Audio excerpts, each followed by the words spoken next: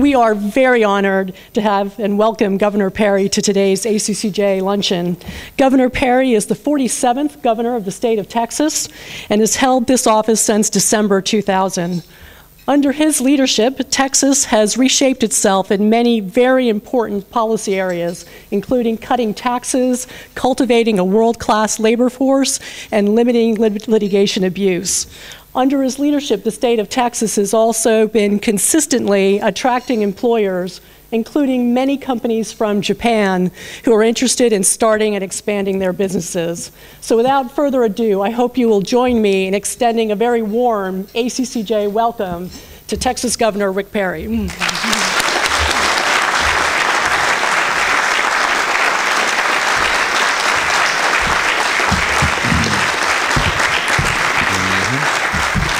Jay, thank you very much. It is indeed an honor to be here and to take your invitation and accept it, in particular my first trip to Japan and actually my first taste of Japanese hospitality as well. So it's been all good, incredibly good actually, and I'm grateful to you all for allowing me the opportunity to come and represent the people of the state of Texas.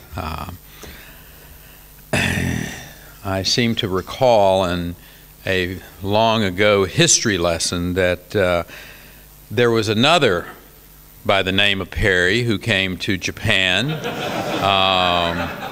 in the 19th century and right out there in Tokyo Bay, as I recall. So we were pretty intrigued with seeing that when we came by, and I just, you know, it became abundantly clear to me that I hope my stay here goes a little better than his, because I think he got the invitation to just turn around and leave and go directly back. So, but anyway, it is a fascinating country, extraordinary history, and I'm obviously proud of the relationship between Japan and obviously the United States, and certainly with our state of Texas. We're very proud of our state. You know, from time to time, people get this wrong impression about Texas, that all we do is brag about how big and good, and we do that from time to time. But when you think about it, there are lots of interesting things that we can brag about the state. And speaking of bragging, I was just with a couple of the leaders of Japan, and they want to talk about tennis today. That is pretty amazing. I'm telling you how you know, one individual and that success of that individual can have such an extraordinary impact on and what Kei Nishikori is doing, and hopefully, and you know, we wish him great success. So it would be fascinating. Of course, we've got our own export from Japan into Texas, and that's in U Darvish. So we thank you for that that export, and we also have some of the finest businesses in the world that have this Japanese connection. Toyota USA, of which the North American headquarters were just relocated from another lesser state to Texas, and which we have a great competition. I think all of you know that I'm a big believer in competition, and so as a matter of fact, just within the last 72 hours, I had a conversation with another governor, and this was the governor of Nevada, as the announcement was made that Tesla was going to be building that gigafactory for their batteries in Reno, Nevada. And I called Brian Sandoval. And I told him, I said, Brian, I said, I'll be very honest with you. I wish it was you calling me, telling me, way to go. But the fact is, I was very proud for him, very proud for his state, because it is a reflection of how money moves. And money moves because of tax policy and regulatory policy. And it's very important for us to reflect upon that. Mitsui USA is in the state of Texas. I will suggest to you the same reason that Toyota USA has chosen not only their North American headquarters to be there, but also for that manufacturing facility that is in that state. Just yesterday, or I think maybe the day before yesterday, because we crossed that international date line, but leaving the Houston airport, there was a Japanese company who just by coincidence were leaving to come back on the same flight as we were on to the Narita airport. These were JX Nippon, and building a major facility in Sugar Land, Texas, at a coal-powered plant that's going to use new technology in the gasification process of moving that CO2 out to West Texas to that oil field there for tertiary recovery. Our economy, just like Japanese enterprise, is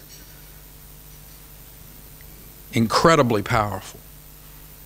A Houston newspaper made that connection between the Japanese companies in Texas and the historic relationship between these two. They said it was the combining of the cowboy spirit with the samurai spirit. And you think about that, that sounds like a pretty formidable combination to me. And we're certainly proud to have companies from Japan and from other countries as well. We are a big state. We're a big state that's filled with opportunity, with great room to grow.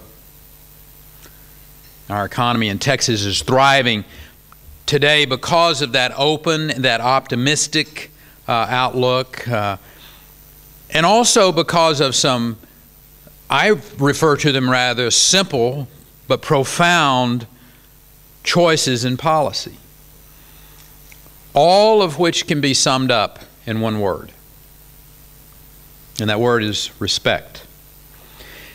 Instead of taking private sector enterprise for granted, as government can easily do, in Texas we respect private enterprise and the freedom that it needs. We respect work, which in practice should mean that government doesn't tax wages too much or tax companies so much that they can't put people to work. And finally, in my state, we've learned to respect the facts of economic law, including this fact: capital moves, and it tends to go where it is most welcome. Among the 50 states, other governors and their legislatures have made their own choices. We were sitting here, Chris, talking about the 10th Amendment and what a big believer I am in that 10th Amendment, that the federal government should do a few things and do those few things really, really well. They're actually enumerated in the Constitution. Things like securing the border. It would be good. Everything else needs to be left to the states to make the right decisions so they can be competitive with each other. And those choices that governors and legislators make. And I will assure you, over the 14 years that I've been the governor, I hear from a lot of different people. I hear about those choices that governors and legislators make. Usually it's from people like you, it's from executives, it's from managers, it's from workers who used to live in various other states before they moved to Texas. Mind you, I'm talking about parts of America where those people and those companies really shouldn't be thinking about moving. I mean, some places that have incredible beaches, extraordinary vistas, great wine, places like that. It just came to the point where the states and that state government was demanding so much that they lost basic respect for those businesses. And it's a free country we live in. And they packed up and they went, in a lot of cases, to Texas. So the decision to look elsewhere was theirs. The decision to make Texas the logical next step was ours. Texas is not a country, although I don't want anyone here to forget that we once were. Okay. And if we were a country today, Texas would be the 12th largest economy in the world. For every democratic country that has actual choices in this matter, the options are really much the same. Whether it's Europe, Asia, the Americas, or anywhere else, the same broad principles are going to hold true. The more a nation respects both labor and capital, the more it will prosper over time. The more secure a country is in the rule of law, with equally clear limits on the power of the state, the better off its people will be in so many different ways. Some workings of the market are simple, and this is one of them. There are always governments that act as if they can overtax, overregulate, and just generally interfere in business and employment without inviting bad consequences. I can think of an example or two in Europe, as you can too, most likely. Countries where the folks in power keep imposing more taxes and more regulations when what they obviously need is less of both.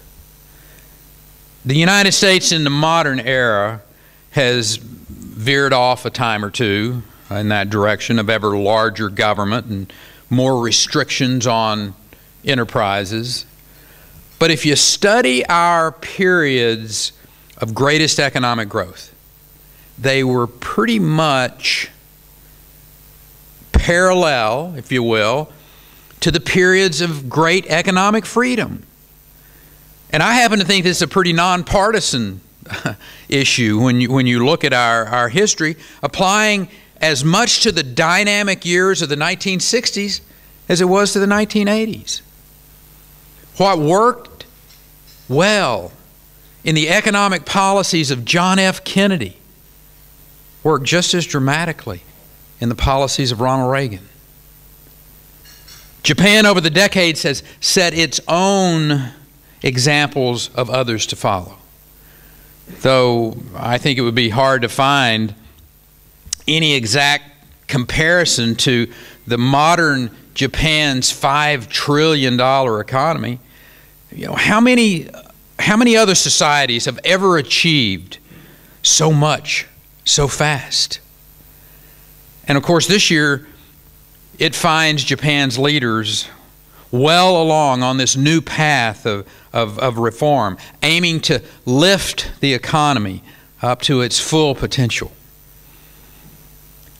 So less than 24 hours after setting foot in Japan, I would be the last person to stand up and try to educate anybody about Abenomics and its full impact on this country. Let's just say that I certainly appreciate and admire the efforts of the Prime Minister and of his government to promote growth and more jobs for the Japanese people. All of that that I have heard makes me very hopeful about the direction of a reform that's ongoing in this country. And I'm speaking as a well-wisher of Japan and as a believer in economic freedom. As this reform, as it unfolds, I don't think it could come at a better time for Japan and its enduring partnership with the United States. And I think this partnership is as important as it's ever been in the history of these countries. Both our nations have dealt in recent years with our share of adversity.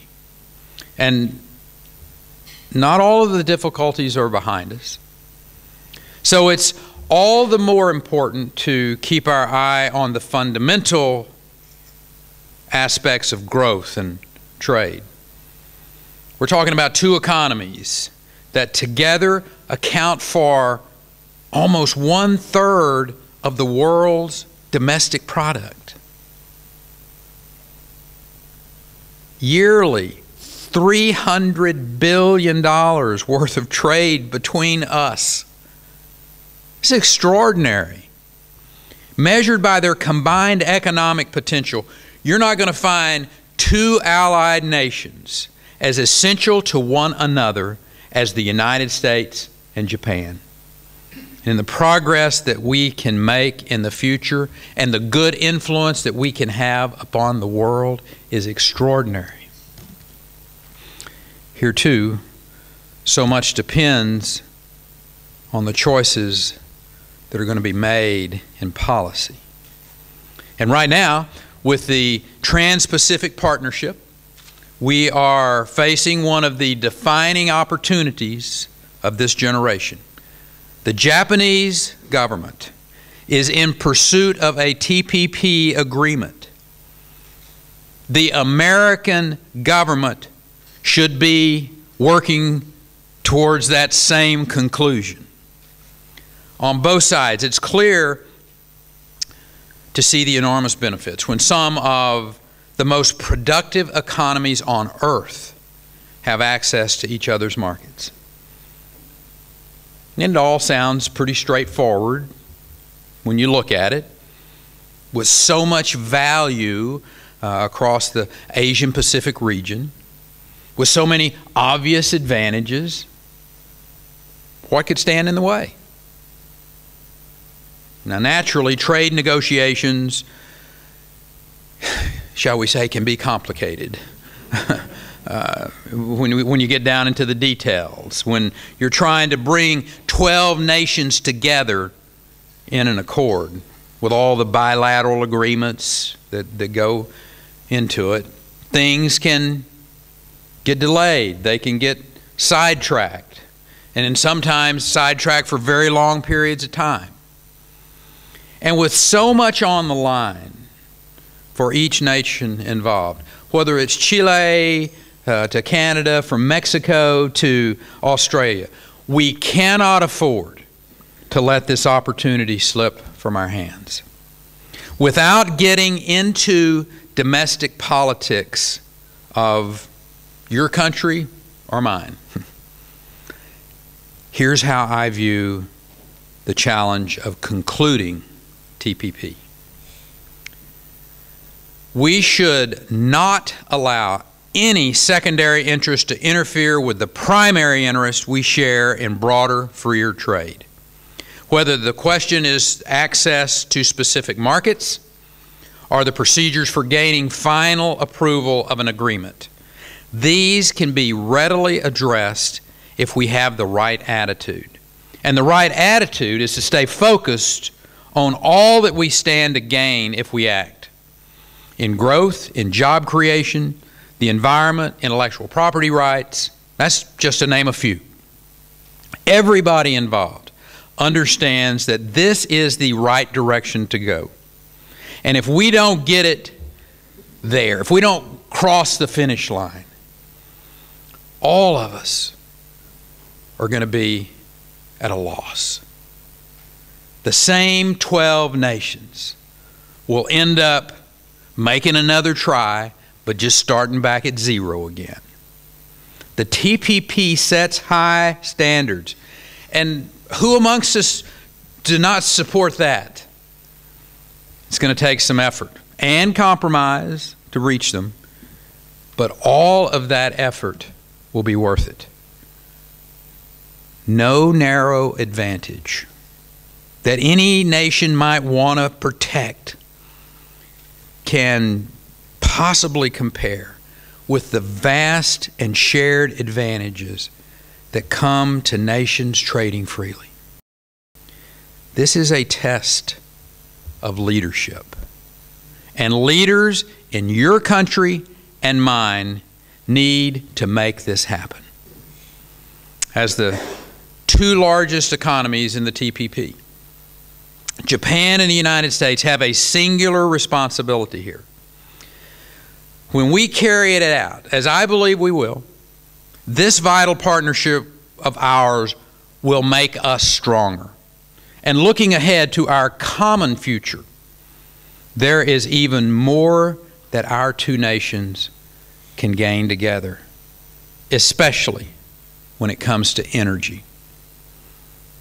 It's not by chance that so many Japanese concerns are involved in the shale gas production in Texas and in other states.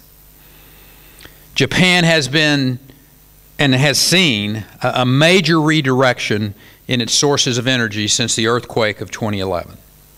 With 42 nuclear plants now closed and liquid natural gas as Japan's new fuel of choice, the challenge to get it from a secure and reliable source has never been more important. And it won't surprise you that I have a few ideas about that as well. We in the United States didn't really expect to be in the position as a major LNG supplier to the world. We had this conversation, I think it was in '05. There was that gentleman who traveled around the country who made a good living giving that peak oil speech, that it was all over with. Whatever alternative to energy you were looking for, you need to find it because we found all of the hydrocarbons that there are in the world. They forgot to tell George Mitchell that, who, by the way, was a Texan. As a matter of fact, it wasn't that long ago that we were building major import terminals for LNG along the Texas Gulf Coast. Well, it worked out a little differently than that fellow thought and than a lot of people thought. Thanks to developments in shale production, now we are starting to repurpose those LNG import facilities to LNG export facilities. For years in America, we've talked about the goal of energy security, about reducing our reliance on sources of either unstable or hostile sources of energy. And now suddenly that objective is actually in sight. And that's welcome news for us, but not just for us. Consider the position of Japan. Just about the last thing this or any other country needs is to depend on foreign governments that use energy as a strategic lever, manipulating supplies to suit their own designs. If Japan is going to rely, as it must from now on, for 90% of its energy from outside sources, then two criteria will make all the difference. That energy must be cheap and it must be abundant, and those sources have to be secure and stable and friendly. America, in short, is right now building that energy arsenal of the 21st century. It is freeing us from years of reliance on foreign suppliers and powers that do not necessarily have our best interest in mind. And that energy arsenal offers more freedom here as well, in a region and a security environment that needs a strong and a prosperous Japan. All of this, if we manage it well, will give new strength to the security architecture of the whole region. And as we put that strength to use as a common force for good in this world, let's remember this. Like all the truest alliances, it's more than geopolitics that bring us together, more than economic interest, more than mutual advantage. We're not just partners by necessity.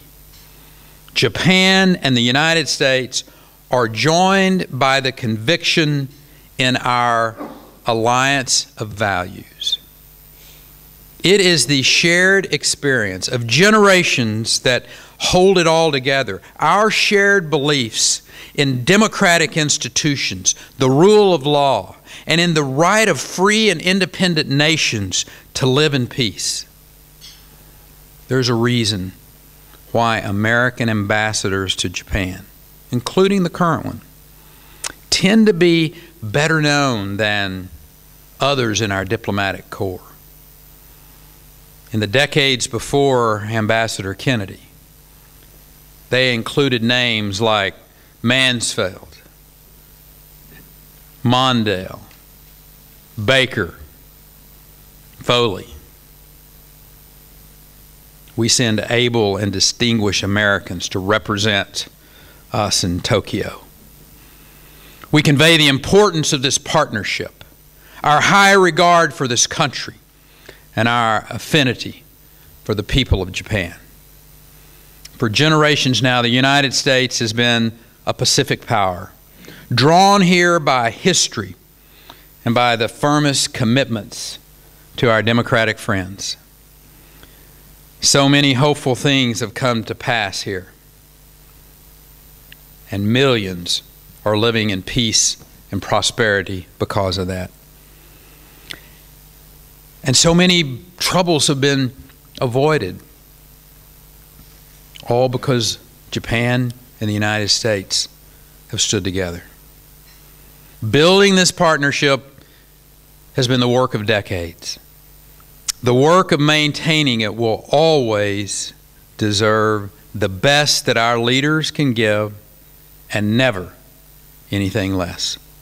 Thank you for being a part of that. God bless you, and God bless this great relationship that the United States and Japan have. Thank you.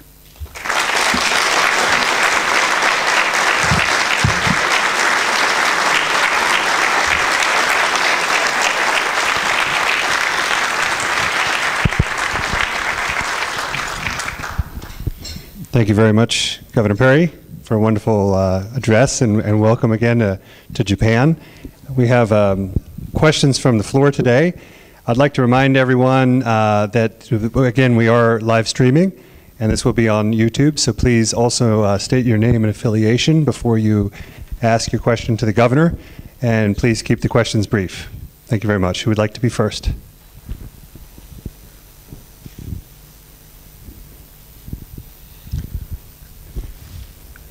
Yes? Brian Norton, the ACCJ Globalization and Labor Diversity Chair, President of TMARC Incorporated. My question is about energy policy, and I wanted to ask two sides to the question. What's difficult about making energy policy? And do you have any recommendations for what it should be for the United States and Japan? Yes, sir. And or Japan. Energy policy is highly contentious for a lot of reasons, and the least of which I will suggest to you is not that those that have the energy, those that control the energy, can have extraordinary influence on those who do not. We've seen that certainly over in Ukraine and that part of the world, and you go back through historic times. So energy may be one of the most powerful natural resources that there is, with the possible exception of water. It may be the most powerful influence that a country or an individual could have on others.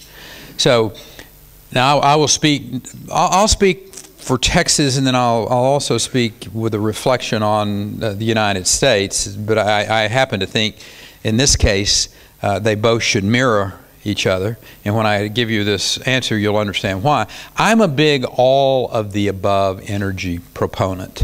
And when I talk about all of the above energy proponent, I'm talking about when you all think about Texas, you think, well, of course, you're for oil and gas. and we've been blessed to have an extraordinary amount of oil and gas in Texas. But so does California. They just choose not to use it, and we do in Texas. There are other states. Southern New York. The Marcellus Shale runs into southern New York State.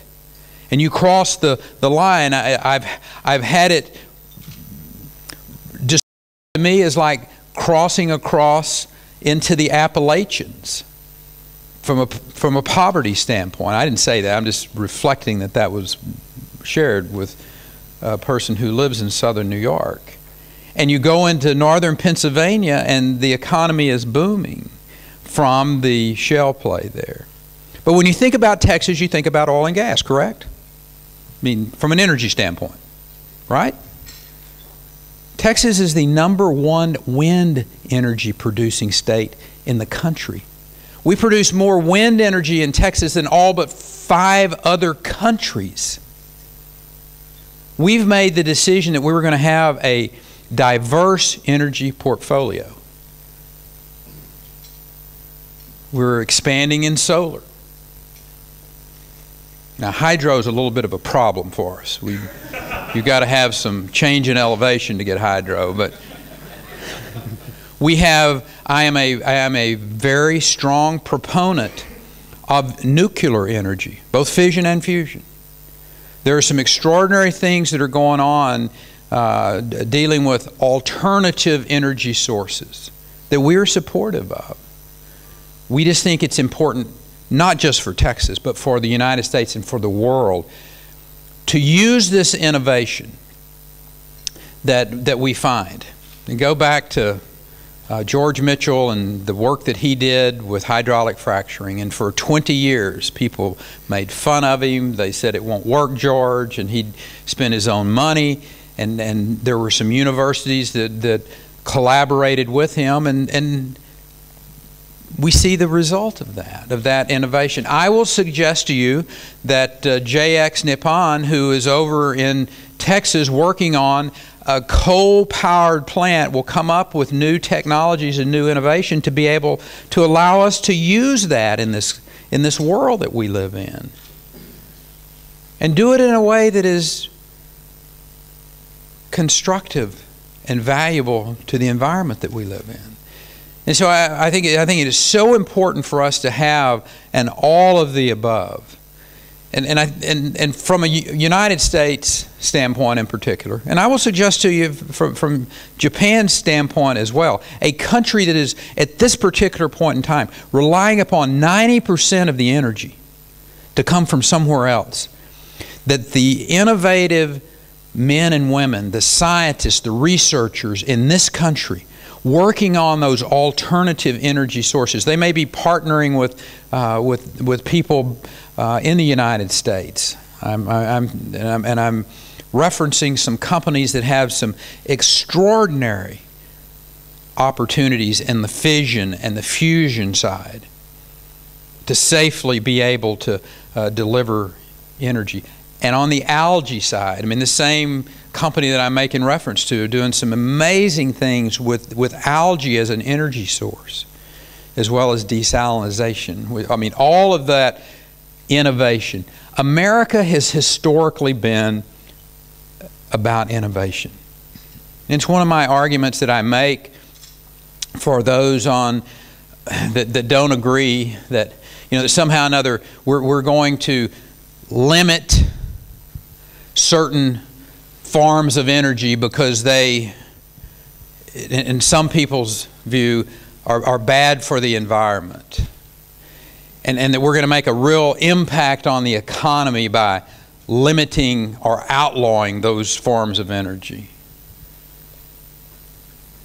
And I just think that's short-sighted, because historically, countries like the United States have been where innovation comes from. And if we don't have that economic lure of being able to allow them to innovate, because we've innovated and then we've sold it to the rest of the world.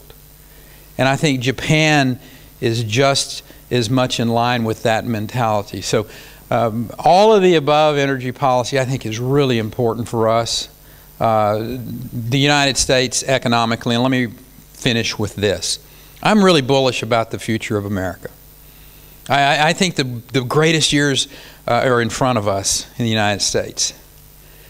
And the reason I say that is because I think we're very, very close and very quickly able to ignite the United States economy because of the energy industry in that region. And I'm talking about Canada, the United States, and Mexico. And driving down the cost of power and the reshoring, onshoring, bringing back of manufacturing onto the United States will be incredible as we go forward. And the wealth that can be generated in a very short period of time, and then the obvious things that happen with that wealth coming into the United States, whether it's being able to pay down the debt or to be able to, again, retool our military so that the United States can have an influence in other parts of the world that today we're having a more difficult time with. All of that can happen, and I will suggest to you, happen in a very short period of time. Now, you didn't say anything about my answers being short. I was just about to say that. Okay, great. I knew you were. I was already getting this back there. Do we have another question, please? Thank you. Yes, sir. Oh, sorry. Didn't see you. Hello, Governor. Howdy. Ken Graves with the management consultancy LEK Consulting. The political tensions between Japan and several of its neighbors, as you are aware, are running relatively high, with one neighbor in particular. Curious to hear your views on what you feel the role of the U.S. Government is, if at all, in helping managing through or helping alleviating those tensions. Yeah. So I'm a big believer that if you tend to do business with your neighbors, that you're more likely to get along. So I think it's important to have trade policies with your neighbors where they see the importance of you doing well. With that said, I think it's also important that your neighbors respect you and that you have the ability to have a neighborhood watch program. You understand what I'm talking about? So it's not just about the United States and Japan. It's also about India. It's about Taiwan. It's about China. Recognizing and respecting. I think that word respect is very important as we get into the area of common defense, if you will. And generally speaking, historically, respect comes with power. And I think it's very important for the United States in particular, through relationships with countries like India, Taiwan, Japan, and with China, to be strong economically so that we can be strong militarily. I cannot over-impress how important it is for the United States economy to get back on track, where that wealth is being created, a tax structure is in place that incentivizes these manufacturing efforts. Obviously, if you allow for the energy industry to grow, but you still disincent people coming and investing in your country because the tax policies are onerous, you're not going to be where you could be and should be. So I think there's two things that need to go on in our country. One is obviously the liberalization of energy policy so that we can, in fact, manipulate and use and develop our energy resources that we have. And the second one is in tax policy to make America. I think we were with Prime Minister Abe's his chief, and talking about driving down the corporate tax rate in Japan. That is a powerful, powerful message that goes right in line with my remarks that I made here. So economic strength, which is in turn about doing trade and economic development with your neighbors, which in turn allow you to have the resources of which you can both be defensive and, if required, offensive. Peace through strength is a very important motto. Another question? Yes, in the back of the room.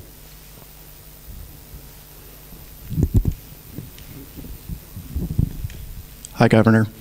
Drew Duran from Caterpillar. Speaking of tax, I think inversion is a pretty big topic today with some U.S. corporations potentially moving out of the United States. My understanding is the U.S. is one of the least competitive countries. Only Chad and the UAE have higher tax structures. Even Japan's tax structure has been improving over the past a couple of years. What do we need to do for the United States to become or stay competitive versus the rest of the world when it looks at our corporate tax structure? Yeah, I don't want to write tax policy here today, but I'll refer you back to 3 years ago. There was a conversation about how we could be more competitive. Obviously, driving down the rates and having a flat. I'm a big fan of flat tax. Corporate guys, I mean, the simplicity of that. And the argument is we can't afford to cut the rates because we're going to lose the revenues that are coming in. In 2003, I'll give you just in 2003, when I came in to start a legislative session, we had a $10 billion budget shortfall. Now, our legislature only meets for 140 days every other year. There's something that can be said about that.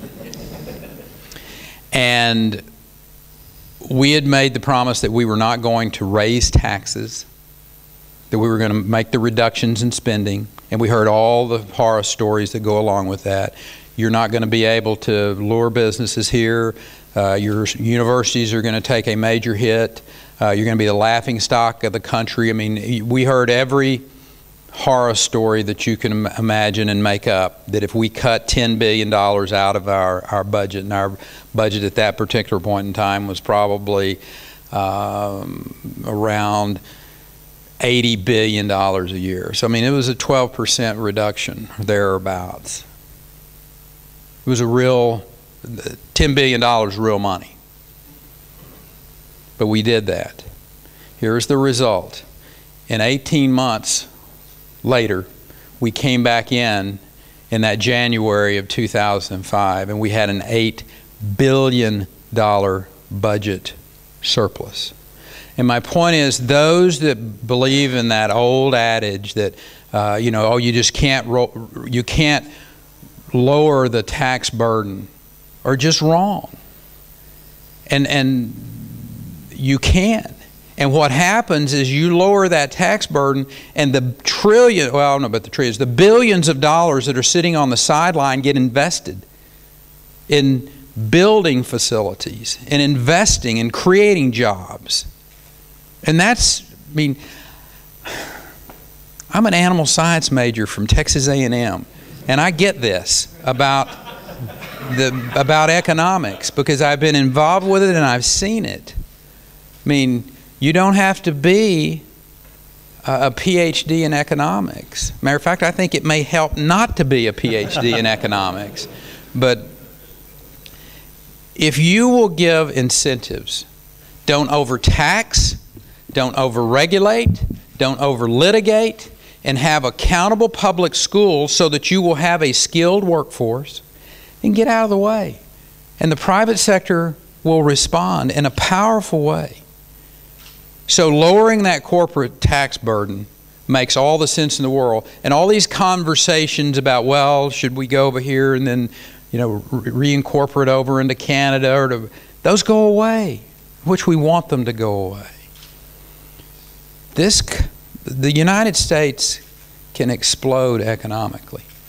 Japan can explode economically with tax policy that sends the message of, we're going to let you keep more of what you work for. And let me just wrap up with this. This is what a result that occurs that all too often people miss. In the decade since I've been the governor, decade plus, we lost Boeing. Boeing headquarters was going to move from the Pacific Northwest to either Chicago or Dallas-Fort Worth. They chose Chicago, and we heard through well-placed sources that one of the reasons they chose Chicago over Dallas-Fort Worth is because the spouses of the decision makers felt that the cultural arts were more expansive in Chicago than Dallas-Fort Worth. Okay? I'm not going to argue whether that was correct in 2001 or not. Here's what I will tell you. In that 10-year period of time, from 2001 through 2011, Fort Worth built a new museum of modern art.